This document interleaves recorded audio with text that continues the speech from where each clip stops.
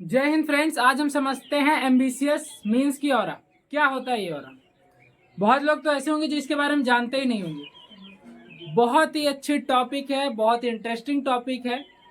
Aura होता क्या है उसी के बारे में इसमें समझेंगे। तो चलिए इसे स्टार्ट करते हैं।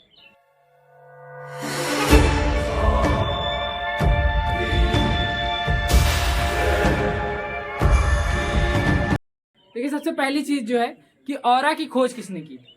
पहले ये जान लेते हैं कि ऑरा की खोज किसने की थी, फिर मैं बताता हूँ कि ऑरा एग्जैक्टली होता क्या है, एम्बिशियस एग्जैक्टली होता क्या है। ऑरा होता है उसके बारे में आगे समझेंगे। इसके जनक जो है वो है फ्रैंक बेवॉस्की। एक ये फेमस रशियन साइंटिस्ट थे फ्रैंक बेवॉस्की। उन्होंने ये बताया था कि ऑरा नामक चीज होती है। उसके बाद आता है कि ये होता क्या है, एग्जैक्ट ये क्या होता है। ये होता है एक मैग्नेटिक इलेक्ट्रिक फील्ड, नहीं इसे कह सकते हैं कि इलेक्ट्रोमैग्नेटिक फील्ड होती है जो कि हमारे चारों ओर होती है। हर इंसान का ऑरा होता है। दुनिया में से कोई भी चीज नहीं जिसका ऑरा ना हो, यानी कि हर एक चीज का ऑरा होता है। उसके बाद हमारी चीज आती है कि साइज। इसका जो साइज है वो कितना बड़ा होता है, यानी कि हमारे क्या वो शरीर के बराबर होता है या हमारे शरीर से कई गुना बड़ा होता है या हमारे शरीर से कम होता है। तो उसका जो साइज है, आम इंसान का ऑरा जो होता है वो 4 से 5 फीट होता है।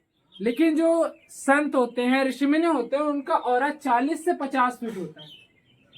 उनका जो एम्बिशियस है, जो ऑरा है, वो 40 से 50 फीट होता है। क्योंकि वो इतना ध्यान कर चुके होते हैं, इतना पूजा पाठ कर चुके होते हैं, इतना अपने आप को सिद्ध कर लेते हैं, इतना अपनी आंतरिक ताकत को बढ़ा लेते हैं कि उनका जो एम्बिशियस है, जो ऑरा है, वो बड़ा होकर कितना हो जाता है, 40 से 50 फीट। हर इंसान का ऑरा होता है इस दुनिया में। जैसा कि मैंने बताया कि कोई भी चीज नहीं जिसका ऑरा ना हो। पेड़ पौधों का ऑरा होता है, इंसानों का ऑरा होता है, जानवरों का ऑरा होता है, किसी पत्थर का ऑरा होता है, पहाड़ का ऑरा होता है, पृथ्वी का ऑरा होता है, गैलेक्सी का ऑरा होता है। यानी कि anything are present in our world, they have to a ambitious. यानी कि दुनिया में ऐसी जो भी चीजें हैं उनके क्या है, ऑरा है, क्या है, एम्बिशियस। अब ये बनता कैसे, कैसे समझेंगे कि हाँ ये ऑरा है, किस तरीके से बनता है ये शरीर से। देखिए, इस दुनिया में ऐसी कोई भी चीज नहीं जो इलेक्ट्रॉन प्रोटॉन न्यूट्रॉन से ना बनी। जो भी चीजें इलेक्ट्रॉन प्रोटॉन न्यूट्रॉन से बनी है उनका ऑरा होगा। अकॉर्डिंग टू द केमिस्ट्री, इस दुनिया में हर चीज इलेक्ट्रॉन प्रोटॉन न्यूट्रॉन से ही बनी हुई है। तो इसी के मेल से एक माइक्रोप्रोटॉन नाम की रे निकलती है। इस नाम की एक माइक्रोप्रोटॉन नाम की रे निकलती है, जिसके सूक्ष्म परमाणु से बनता है ऑरा, जिसे हम कहते हैं एम्बिशियस। देखिए, मैं फिर से इस बात को बता देता हूं कि इस दुनिया में हर चीज इलेक्ट्रॉन प्रोटॉन न्यूट्रॉन से बनी हुई है।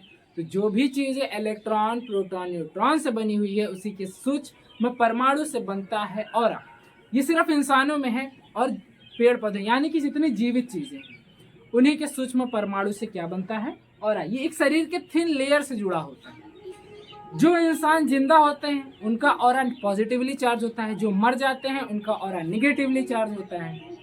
जो कह सकते हैं कि लोग कहते हैं ना कि इंसान की आत्माएं होती हैं या नहीं होती है, तो अकॉर्डिंग टू द केमिस्ट्री होती हैं। क्योंकि इंसान के मरने के बाद उसका शरीर मरता है, ना कि उसका ऑरा मरता है। ऑरा उसका जीवित होता है। अगर उसे जला दिया जाता है, जैसे कि हिंदू धर्म में है कि उसे जला दिया गया, तो वहां पर क्या होता है कि वो एम्बिशियस जो है वो खत्म हो जाती है। लेकिन अगर आप उसे नहीं, किसी शरीर को, बॉडी को नहीं जलाते हैं, तो एम्बिशियस जो है, जो ऑरा है, वो जीवित रहता है। तो कहने का मतलब यह है कि अकॉर्डिंग टू द केमिस्ट्री जो हमारा एम्बिशियस है, जो हमारा ऑरा है, वो होता है। ठीक, वो कैसे होता है ये भी मैंने बता दिया। इसकी फोटो भी ली जा चुकी है, किसमें, कर्लियन कैमरा। कौन से कैमरा में, कर्लियन कैमरा में इसकी फोटो भी ली जा चुकी है। फेमस साइंटिस्ट रशियन बेवॉस्की ने इसकी पूरी थ्योरी बताई है, इसको प्रूफ किया है।